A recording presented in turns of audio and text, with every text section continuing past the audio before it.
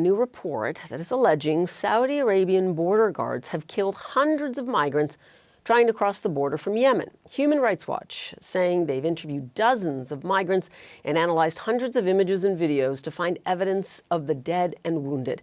I want you to take a listen now to one of their interviewees and what they told the organization about the attack. Listen. They were firing nonstop, and I thought the sky was falling on me. I thought I was dreaming at first. I couldn't believe my eyes. I looked around and landed my eyes again at it and knew I had no leg anymore. I started praying, lying there. My fellow Ethiopians planning to go to Saudi, please look at me. There is a rain of bullets waiting for you. Look at me and learn. So responding to the report, a Saudi government source told CNN that the allegations in the Human Rights Watch report about Saudi border guards shooting Ethiopians while they were crossing the Saudi-Yemeni border are unfounded and not based on reliable sources. Now these accusations come at a time when the kingdom is making massive international investments in a variety of businesses right around the world, and that includes high-profile sports like golf and soccer. Now, those actions, many believe, is part of a campaign to wash the country or sanitize it of its dubious human rights reputation. Joining me now on all of this is Sara Witson. She is the head of democracy for the Arab World Now. Now, the organization that you head now is called Dawn, and it was set up by Jamal Khashoggi. He is a Saudi journalist who, of course, was murdered and dismembered inside the Saudi consulate in Turkey in 2018. Sara Witson, welcome to the program. You know, the allegations are nothing short of stunning that Saudi border guards shot, literally in cold blood, shot migrants and refugees at close range, with people that were killed and tortured and sexually assaulted.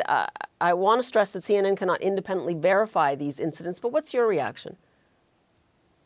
My reaction, of course, is one of shock and horror, because while we have been documenting abuses at the Saudi border for many, many years involving abuses of migrants, this new report documenting hundreds of migrants killed over a 3-month period and subjected to the most sadistic, horrific abuses, like, for example, forcing a migrant to rape another migrant or face death when he refused, asking migrants which limb they wanted to be shot at, having explosives, major explosives thrown into migrant camps, killing women and children with body parts everywhere.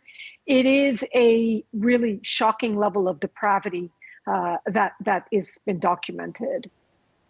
Which, as you say, shocks you. Now, I want to repeat, CNN cannot independently verify these incidents, and a Saudi government source has told CNN, I will repeat what they say, that the allegations included in the Human Rights Watch are unfounded and not based on reliable sources.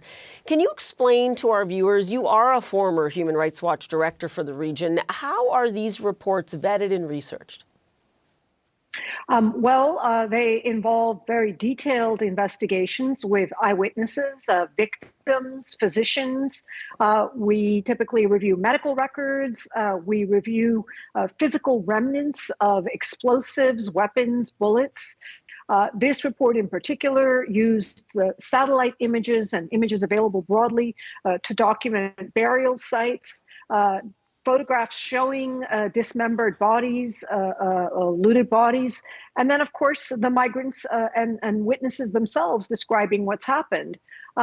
These reports are very, very closely corroborated and vetted internally with a very rigorous review process.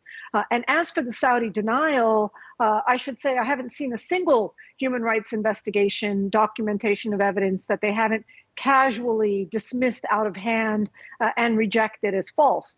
They've been doing this for the past 7 years with regard to the indiscriminate bombardment of Yemenis that have taken 370,000 lives.